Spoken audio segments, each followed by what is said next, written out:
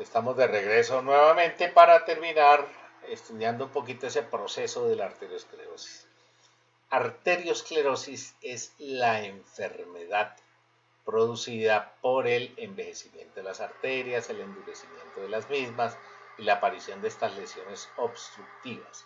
La aterogénesis, génesis es un sufijo que se emplea para decir el inicio, el nacimiento. Así que la aterogénesis es todo el proceso que termina en la arterioesclerosis.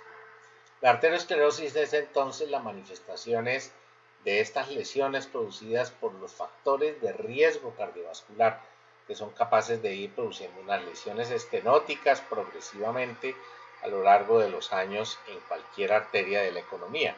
Aquí ven ustedes, este de acá es mediante un cateterismo cardíaco. Las flechas señalan una obstrucción de las arterias, se hace una angioplastia, se coloca un stent y miren ustedes cómo mejora el flujo hacia estas arterias coronarias. Esta es la arteria coronaria derecha y acá está la izquierda. Acá ven ustedes una pieza anatómica de necropsia que muestra todas estas placas arterioscleróticas que se van formando. ¿Cuándo comienza ese proceso de la arteriosclerosis? Realmente se sabe a partir de estudios, por ejemplo, desde la Segunda Guerra Mundial se sabe que a partir de los 15 años comienza a formarse una estría grasa, que a medida que pasa el tiempo, que se va sumando la edad, que se le van sumando factores de riesgo, pues va ocluyendo las lesiones poco a poco. Así que esta es una enfermedad de las grandes y medianas arterias que van perdiendo la elasticidad, se van volviendo tortuosas y van disminuyendo su luz arterial. Tiene muchas causas que son esencialmente los factores de riesgo cardiovascular. Unos tienen más peso que otros. Ya les dije a ustedes que la hipertensión arterial y la diabetes probablemente son los que tienen más riesgo. Y sin embargo, fíjense ustedes, siendo de la misma persona, más joven se suele presentar la enfermedad coronaria y un poco más tarde la enfermedad cerebrovascular. Y son las mismas arterias de ese mismo individuo. Entonces depende de muchos otros elementos de cómo se va presentando en los distintos territorios de de los mismos vasos. Podemos decir a manera de ejemplo, la carretera Cali-Bogotá es la misma carretera, pero hay sitios donde más frecuentemente se ocluyen, ¿sí?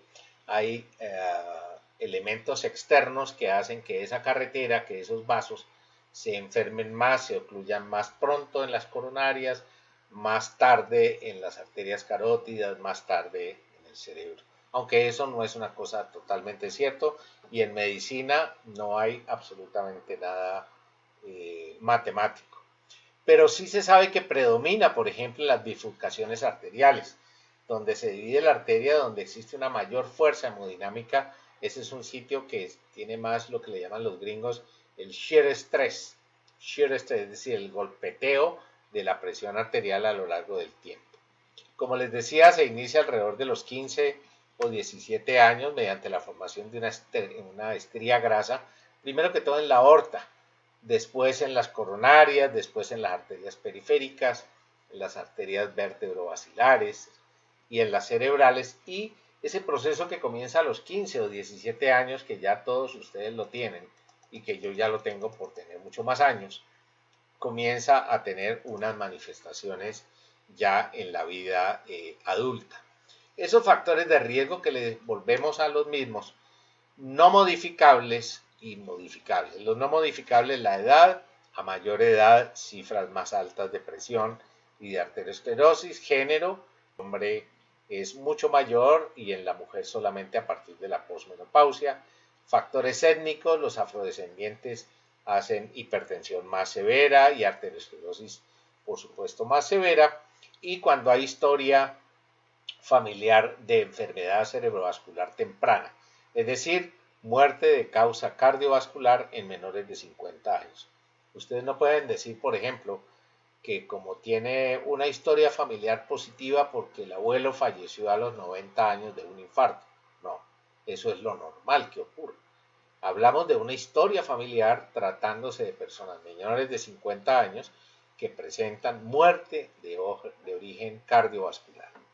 Y los factores modificables, no tratables, no desaparecen, pero aquí están resaltados y subrayados los factores modificables en los cuales tenemos que trabajar como médicos, en controlar al máximo la hipertensión arterial, en controlar de la mejor manera y hacia las metas posibles la diabetes, en hacer todo lo posible para el manejo de los individuos en abandonar el tabaquismo, en el control del sobrepeso y la obesidad, muy particularmente la obesidad abdominal, que eso es un capítulo grandotote, en el síndrome metabólico que se establece cuando hay sobrepeso u obesidad, hipertensión arterial, dislipidemia, las hiperlipidemias en la medida en que controlemos mejor, sobre todo ese colesterol total y ese colesterol de LDL o aterogénico, pues mejoraremos las condiciones modificables para tratar de retrasar un proceso que por la edad, por el género, por factores étnicos y de historia familiar, pues no lo podremos modificar. El síndrome nefrótico, el hipotiroidismo, la hiperhomocisteinemia y la personalidad tipo baja. Aquel individuo que es acelerado, angustioso, ansioso, que vive con estrés, que tiene sedentarismo, que nos falta aquí en estos factores modificables, no sé por qué no quedó escrito el sedentarismo, pues hombre, más fácilmente va a llegar a este proceso grave de la arteriosclerosis y el factor de riesgo cardiovascular. Quiero detenerme aquí en un poquito que esta ya la pasé anteriormente y miren ustedes cómo si el paciente tiene una presión arterial normal y no tiene factores de riesgo adicionales, pues tendrá un riesgo relativamente bajo de mortalidad y de morbilidad a 10 años. Si ese paciente tiene una presión arterial, una hipertensión arterial entre 140 y 160 de sistólica y 90 a 99 diastólica, ya tiene un riesgo, aunque tiene un riesgo bajo. Pero si además de la hipertensión ya tiene uno o dos factores de riesgo cardiovascular adicionales, pues su riesgo será moderado. Si ese mismo paciente tiene además tres factores de riesgo o es diabético o tiene una lesión de órgano diana o de órgano blanco, su riesgo cardiovascular, miren ustedes cómo se aumenta. Y si el paciente ya ha tenido procesos clínicos asociados, es decir, ya ha tenido un infarto, ya ha hecho un accidente vascular cerebral y demás, pues tendrá un riesgo muy alto. Entonces fíjense ustedes que no es solamente la hipertensión arterial y siempre debe verse en el contexto y tener muy claro que a mayores cifras de presión y entre más frecuencia de hallazgos de lesión de órgano blanco y la aparición de otros factores de riesgo cardiovascular, pues el riesgo va a ser muchísimo mayor. Pacientes, miren ustedes, con presiones arteriales por encima de 180, 110. Si tiene uno o dos factores de riesgo, pues su riesgo es supremamente alto de mortalidad. Y el riesgo más alto lo tiene el paciente que ha tenido ya eventos demostrables y que tiene una hipertensión arterial muy severa.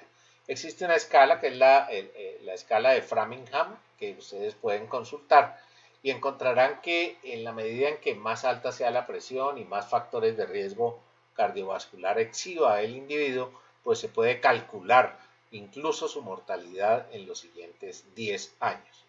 ¿Cómo podemos modificar nosotros eso?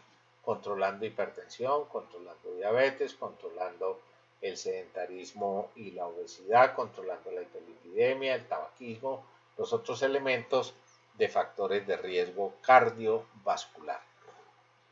Así que esta aterogénesis, les decía, comienza con la formación de una estría grasa alrededor de los 15 años, por debajo de la cual se va infiltrando este colesterol de LDL o de baja densidad, se va infiltrando debajo de esta capa que ya no es una estría grasa, sino con componente fibrolipídico, se va haciendo estenótica poco a poco y cuando esta placa aterosclerótica se fisura, se complica, se rompe, se expone todos los elementos que existe debajo de este endotelio enfermo y este núcleo lipídico queda expuesto, se forma entonces un trombo y aparece la manifestación clínica donde usted quiera que se presente. Mire ustedes cómo hay unos elementos de adhesión y migración de macrófagos. Estos macrófagos ingieren, van capturando, van consumiendo el colesterol de LDL, se forman las famosas células espumosas, ¿sí? Se van metiendo como metiéndose debajo de una alfombra, de un tapete, se va levantando esto, ¿sí? La placa todavía está estable, pero hay una estenosis. Y si se disrumpe, si se rompe esa placa ya se hace inestable y ahí ya se termina formando un trombo. Ve usted en esta diapositiva a la derecha cómo se caracteriza de bien este proceso que va ocurriendo y particularmente en la bifurcación de las arterias. Finalmente se ocluye y aparecen todas las manifestaciones de este proceso que en la aterogénesis termina manifestándose como arteriosclerosis. Así que en resumen vemos que se inicia con la formación de una estría grasa, se acumulan los macrófagos que fagocitan el colesterol de LDL oxidados, se convierten entonces en células espumosas, se liberan unas citoquinas proinflamatorias, el proceso de la aterogénesis es un proceso inflamatorio, la capa muscular y mucosa la capa muscular de las arterias se va hipertrofiando, se deposita la arquitectura de los vasos, vienen los fenómenos obstructivos con ruptura de la placa y complicación con el evento clínico que sea. Acá ven ustedes mucho más esquematizado, acá ven una placa, un estudio de un infarto. Miren ustedes esta arteria coronaria con esta pequeña lucecita y todo esto es una lesión aterosclerótica, un trombo grandotote que se va formando. Miren ustedes, esta es una arteria coronaria derecha en un cateterismo cardíaco, una obstrucción, se hace el cateterismo, se le coloca un stent coronario y miren cómo queda patente. Esto, digamos, este estudio de intervención que hace el cardiólogo mejora un sitio específico, pero el proceso de arteriosclerosis sigue ocurriendo y verificándose en todos los otros niveles. Así que lo que se produce es un desbalance entre la oferta y las demandas de oxígeno y las consecuencias pues son todas las que hemos ido mencionando a lo largo de esta charla, que son a nivel cerebral, la isquemia cerebral transitoria y el infarto cerebral o la hemorragia cerebral, a nivel coronario con el síndrome coronario agudo caracterizado por angina, estable o inestable, el infarto del miocardio, la insuficiencia cardíaca y la hipertrofia ventricular.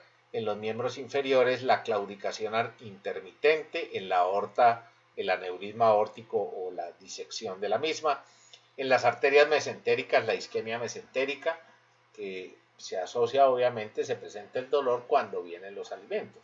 Así como en los miembros inferiores el dolor aparece cuando se sobreexige caminando, en las mesentéricas se asocia a la ingesta alimentaria, a nivel renal con la hipertensión renovascular y la falla renal crónica, y en la retina con los elementos que ya habíamos visto. Aquí nuevamente un corazón, la flecha está mostrando una ruptura a través de esta zona del infarto, una gangrena por enfermedad aterosclerótica grave en los miembros inferiores, la lesión cerebral, la lesión retiniana, la isquemia mesentérica, la ven ustedes acá.